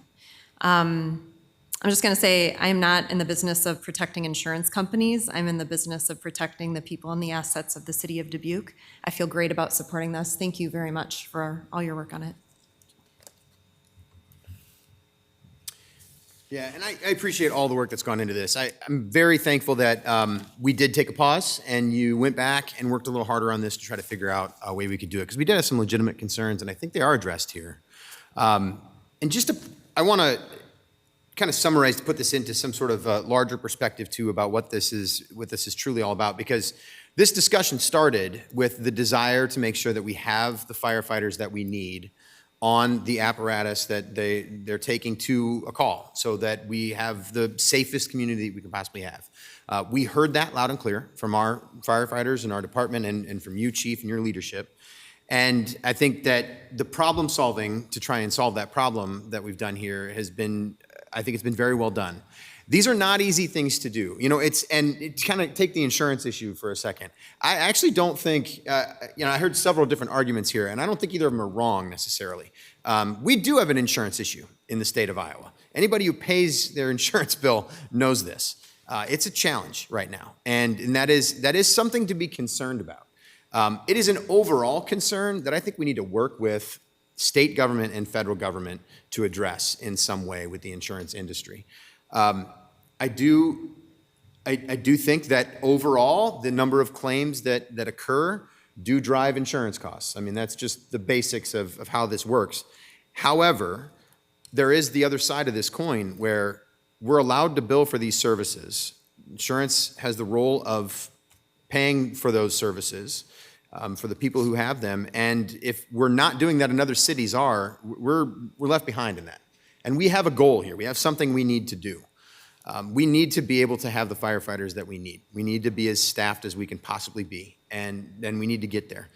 Do we also need to get there by making sure we're looking at our entire budget? Absolutely. Every year, every single year, we should be doing that and thinking about that. I don't think we're currently over-serving the people of Dubuque with services. I don't think that that's occurring, but I do think we need to keep looking at that and seeing how we can do it. And with the fire department and every other department, figure those things out. It's part of the bigger equation. But right now, with this that's right before us, I'm very happy with what I'm seeing here, and I'm looking forward to voting for it, because I think we need to do it. We need to take this step forward. It's part of the larger plan, and I appreciate that plan that's coming together. I do think that we are seeing a good plan come together. So fingers crossed on the SAFER grant. That's the one thing that's making me nervous, just because when you're asking for federal grants, it's always sort of nerve-wracking. We've got another item right after this that's sort of in the same boat.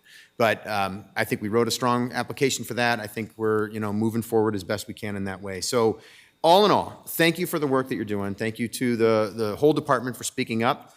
Thank you to the City Council for continuing to do our best to try and move this forward in some way, so we do have everyone that we need working at the fire department, and then are able to recover these costs in the way that you have described, Chief. So thank you for all this work. Thank you.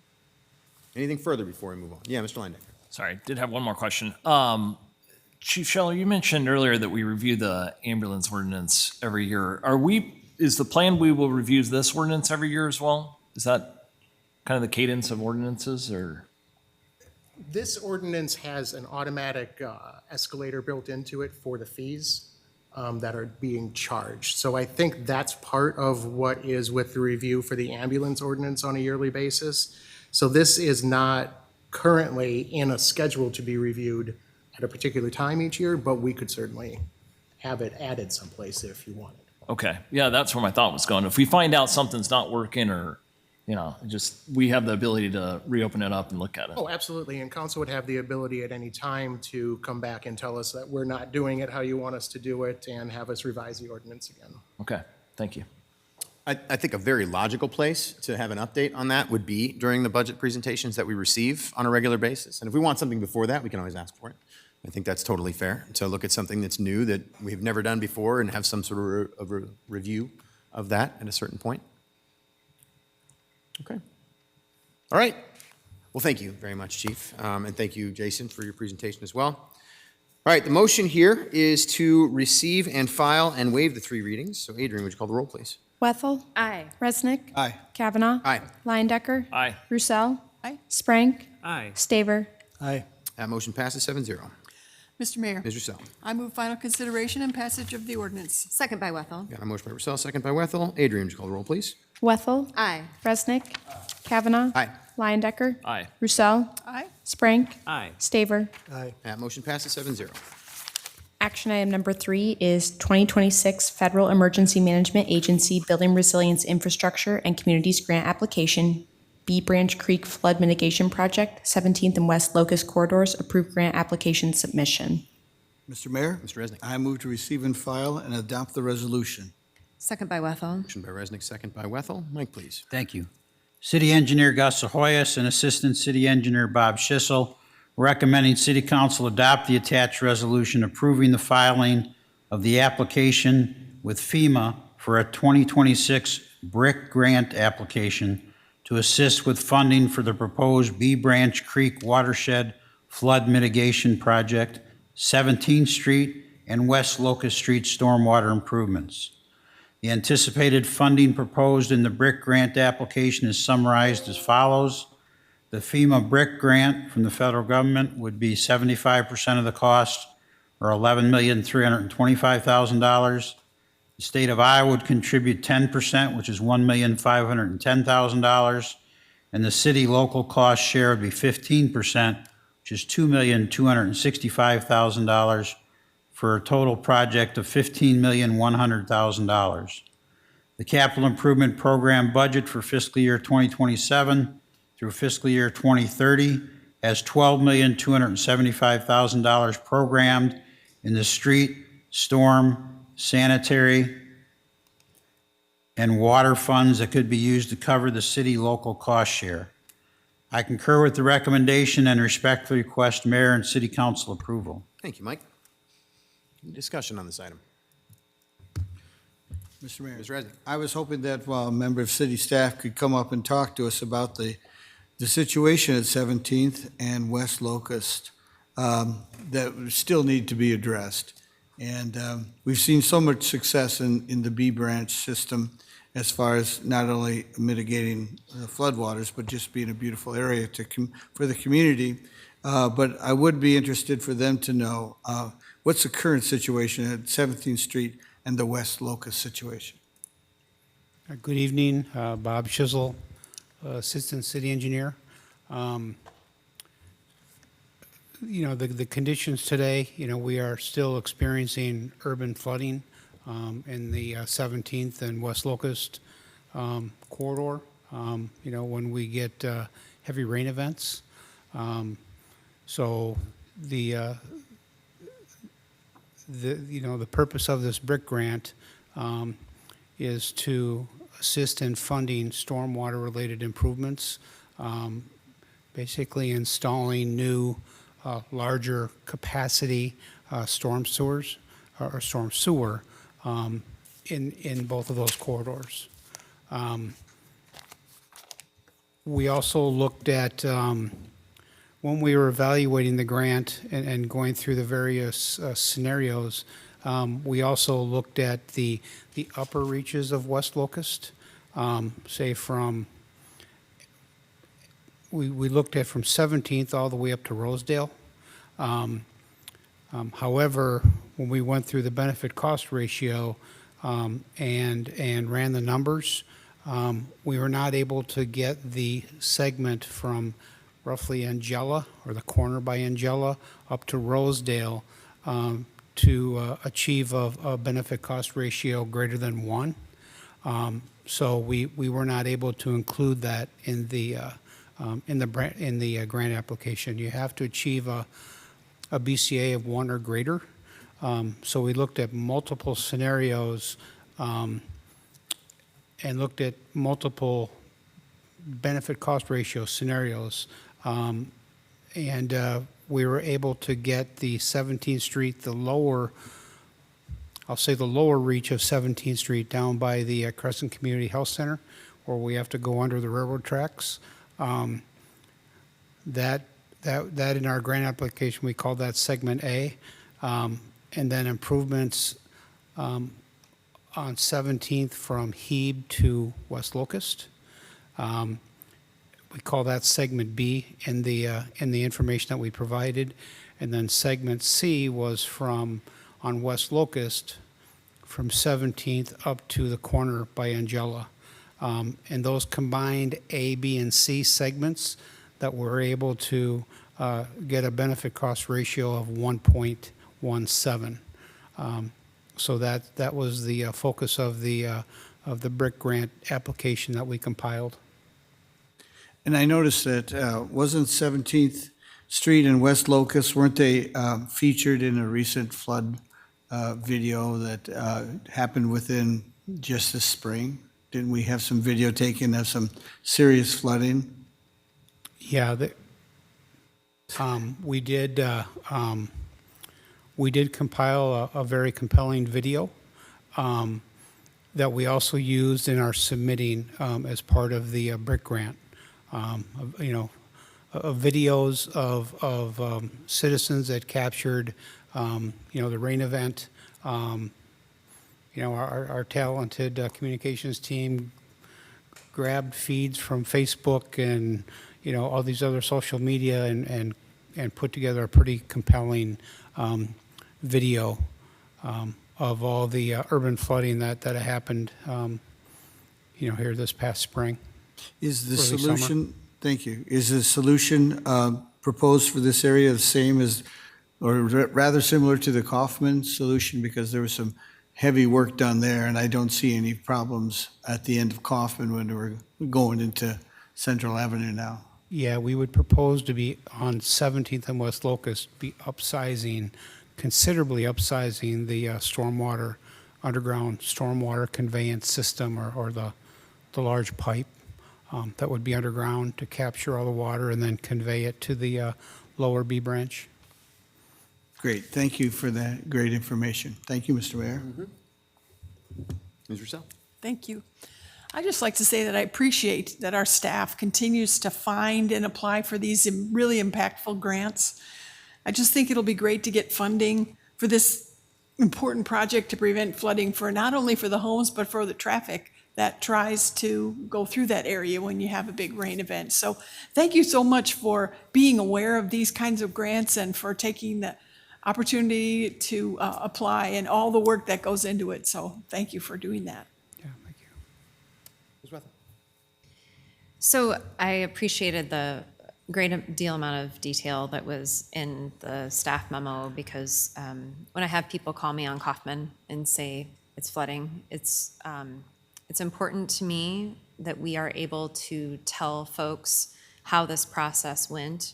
It is not that we did not want to do Kaufman as part of this grant. It's that the benefit cost analysis did not meet the 1.0 threshold, but also it's not like we get to choose how the benefit cost threshold is really activated. That's more within the grant itself, right? I mean, this isn't our formula. This is the formula that they decide when they accept our application. Is that correct? That is correct. This FEMA BRIC grant that we put together is, in all my years at the city, it is the most complicated, comprehensive, most difficult grant to put together. The criteria that you have to meet is substantial, and so FEMA is very detailed in how the BCA can be calculated and what is eligible to include, and it is so complicated that we actually hired and brought in a BCA expert consultant because it's beyond our capabilities. And so we did look at the Kaufman corridor hard, and we're hoping that could be included in the grant application. But based on the scoring criteria and the ranking that's outlined in the BRIC grant, the Kaufman corridor scored a 0.8 on the BCA scale. And so it just didn't meet unfortunately, it just didn't meet the FEMA requirements. Yeah. Mr. Mayor, if I could just Please, add Mike. something to that. So the mayor and city council through the capital improvement program budget already budgeted a significant amount of dollars to do this 17th and Locust project, just not as far as not all the way up to Rosedale, let's put it that way.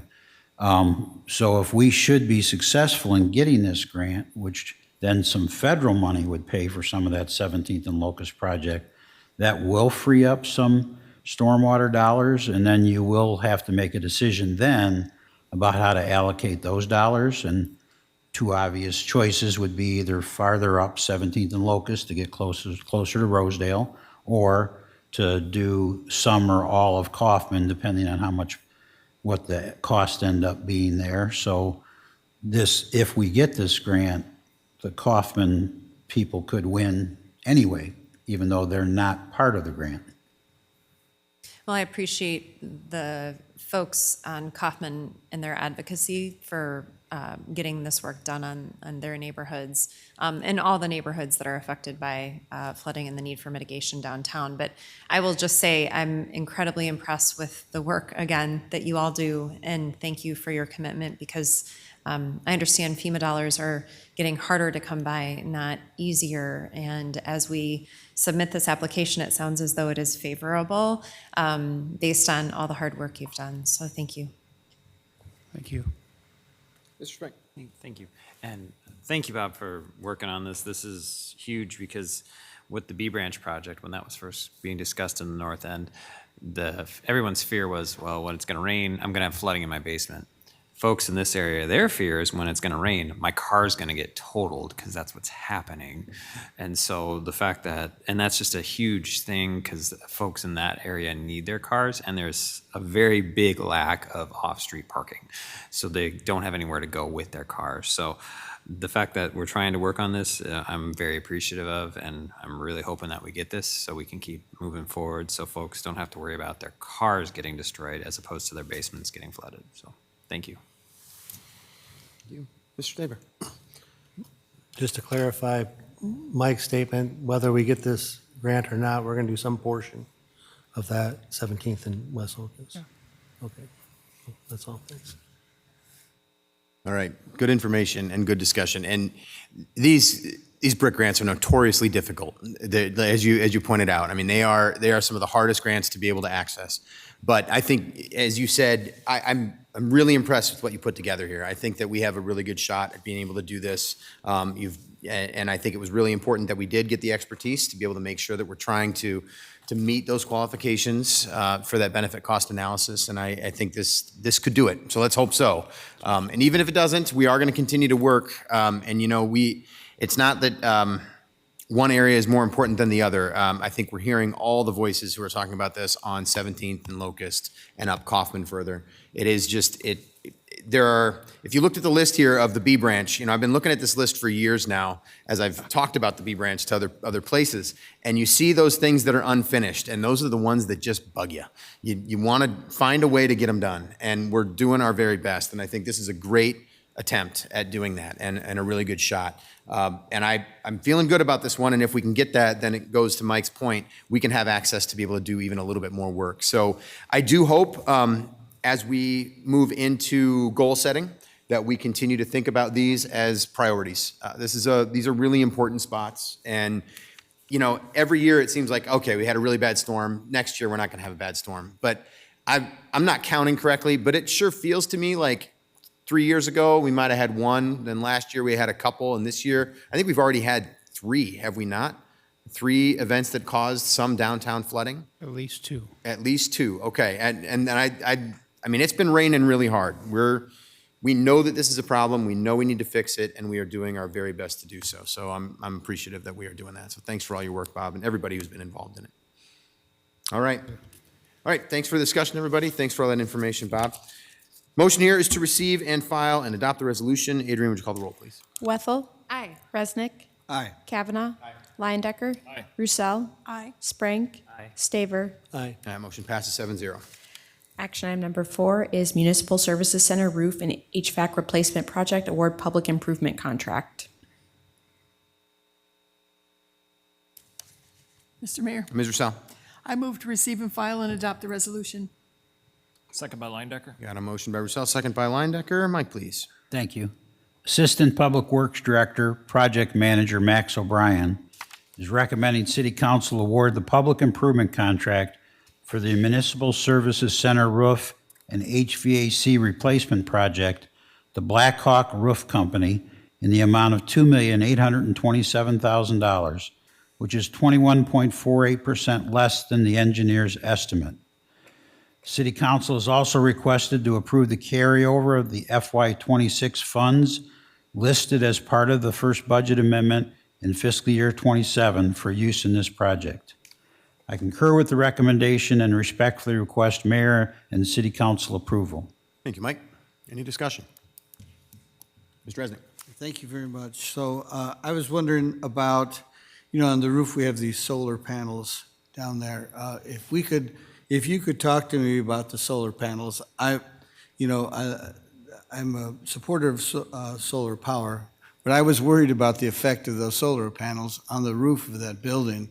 And could you please tell me when they were going through this, did the solar panels being mounted on the roof, was that part of the problem in the degradation of the roof? Or did it, I hope, it did not have any effect on the overall performance of the roof? Good afternoon or evening. It's Max O'Brien, Assistant Public Works Director. The solar panels are currently just resting on the roof. They're not physically mounted. They have rocks holding them down. So they did not contribute to any of the current leaking. We actually have contractors out there this week removing the solar panels temporarily so we could, in preparation for this project.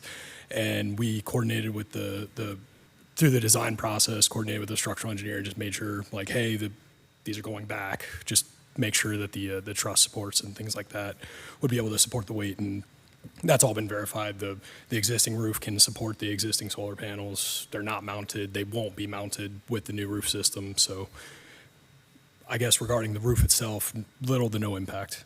Other than just construction. I mean, those things look like they just would catch the wind and you would have to have so much rock on there. So there's nothing connecting them directly to the roof. It's just weight on them, holding them in place. They're bolted together pretty good. I was up with the contractor on the roof yesterday, and the amount of screws and brackets holding them all together. So even though they're individual panels, it's effectively one giant unit. Right. So that's what did it. It's they're all connected to each other. So you'd need a tornado to pick those up. Hopefully not, but yes. Okay. So the other thing about the solar panels is there's been a great improvement in solar panels since we did that like 15 years, 10, 15 years ago. Are they still working at a good rate? Is it worth putting them back up? Should we look for a grant to replace those panels? Could you tell me about the solar panels? That's all I want to hear about tonight. Yeah, the solar panels are actually leased, so we're 15 years into a 25-year lease. So coordinating with the panel owners, just kind of giving them a heads up that this project's happening, and they're the ones doing the removal right now. We actually did look at the efficiency, and they identified some improvements they could make. So while the panels are down, they're going to be working on the inverters and things like that just to up the efficiencies. I see. So great. And they have saved a lot of money, right, as far as supplying electricity to that building, and then it goes into the grid, or how does that work? Full disclosure, I'd have to look into the exact dollar figures. I have looked at some of the bills that we get from Alliant, and I know we get a credit back from that, but I'm not 100% sure on what the exact dollar figure is. I'd have to look into. There is savings. I just couldn't right now. I should have warned you if I wanted that specificity. But I know that they do, and I'm sure you look at that, maybe not right now, but, and I just wanted to see if that was worth doing, and if the solar panels, and I'm glad to know that I was wrong in my There worry. there is a savings. I'm just not 100% sure Sure. exactly how much. Right. Well, but you've given me all good news tonight. Thank you. Thank you, Mr. Mayor. All right. Seeing no further comments or questions, thank you very much, Max, for being here to answer questions. Motion here is to receive and file and adopt the resolution. Adrian, would you call the roll, please? Wethel. Aye. Resnick. Aye. Kavanaugh. Aye. Leindecker. Aye. Roussel. Aye. Sprank. Aye. Staver. Aye. Motion passes 7-0. Action item number 5 is work session request, Iowa Senate File 2472, and impacts on the city of Dubuque. Mr. Mayor, Ms. Russell. I move to receive and file and set the work session for August 3rd at 5:15. Second? Motion by Russell, second by Resnick, right before a city council meeting. Adrian, would you call the roll, please? Wethel. Aye. Resnick. Aye. Kavanaugh. Aye. Leindecker. Aye. Roussel. Aye. Sprank. Aye. Staver. Aye. Passes 7-0. Action item number 6 is work session request, Imagine Dubuque update. Mr. Mayor, Mr. Sprank. I motion that we receive and file and set the work session for August 3rd at 6 o'clock. Second? Motion by Sprank, second by Resnick. Adrian, would you call the roll, please? Wethel. Aye. Resnick. Aye. Kavanaugh. Aye. Leindecker. Aye. Roussel. Aye. Sprank. Aye. Staver. Aye. Motion passes 7-0. Action item number 7 is work session request, Central Avenue and White Street Corridor Traffic Study. Mr. Mayor, Mr. Resnick. I move to receive and file and set the work session for September 8th at 5:15 PM. Second by Wethel. Motion by Resnick, second by Wethel. It says Tuesday, just noted that that is a city council meeting because that's the day after Labor Day. So we're moving that to Tuesday, the 8th. All right. Adrian, call the roll, please. Wethel. Aye. Resnick. Aye. Kavanaugh. Aye. Leindecker. Aye. Roussel. Aye. Sprank. Aye. Staver. Aye. Motion passes 7-0. Action item number 8 is dementia simulation experience at Carnegie Stout Public Library video. Mr. Mayor, Mr. Resnick. I move to receive and file and view the video. Second by Wethel. Motion by Resnick, second by Wethel. We can roll the video, Eric.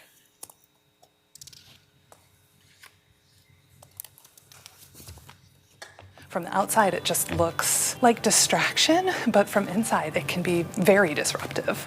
To have that reminder to give people patience and grace and support. I found doing this gave me a better appreciation for what folks go through. Each of these dementia simulation workshops starts with a presentation where the experts from Stonehill give a lecture about what dementia is, and then it jumps into the hands-on workshop portion where the attendees take turns wearing the headphones that do the auditory hallucinations, glasses that change the way you see things, gloves that make it harder for you to do fine motor skill tasks, daily activities that you have to navigate through. I wanted to come and learn more about what a dementia patient experiences so that I could understand better what somebody I love might be going through. The dementia simulation allows you to have more of a firsthand experience of how dementia can impact people in a physical sense. It's not just memory loss, it's also changes to your vision and your hearing and your ability to interact with the world around you. Coming here and doing this gave me a better appreciation for what the caregivers have to go through. And it would be easier for them to have empathy if they really understood what the person's experiencing. You want to do all the morning? Because the library is a place for the entire community and people with those different lived experiences, having a program like this helps the library to meet the needs of the people where they're at. Having access to resources is invaluable.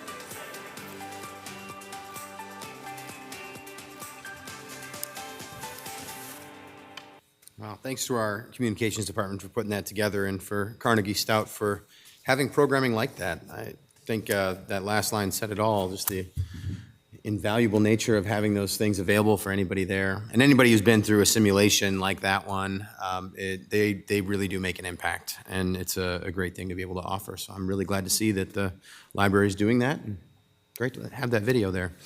All right, motion was to receive and file, watch that video. Adrian, could you call the roll, please? Wethel. Aye. Resnick. Aye. Kavanaugh. Aye. Leindecker. Aye. Roussel. Aye. Sprank. Aye. Staver. Aye. That motion passes 7-0. Action item number 9 is Iowa Amphitheater project completion video. Mr. Mayor, Mr. Resnick. I move to receive and file and view the video. Second by Sprang. Motion by Resnick, second by Sprank. We can roll the video, please, Eric.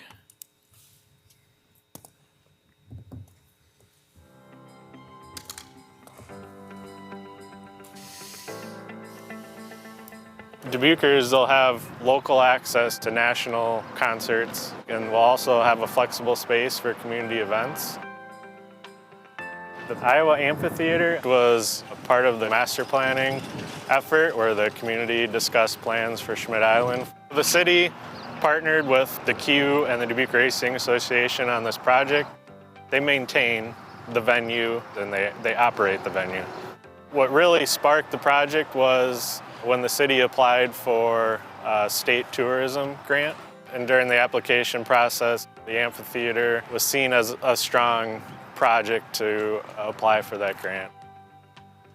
So having a modern venue like this in Dubuque, I just think it's something that Dubuque can be proud of. I mean, you go by on the highway, you drive by, you see this artful canopy and stage. It'll be underlit at night, which is really neat from the community. Beautiful views of the Mississippi River, the beautiful entryway here. It's designed as a flexible space, then kind of slopes down to the stage so you have a good view. It's going to draw national acts to the city, so it's going to boost tourism. It'll boost the local economy, small businesses, as people come in.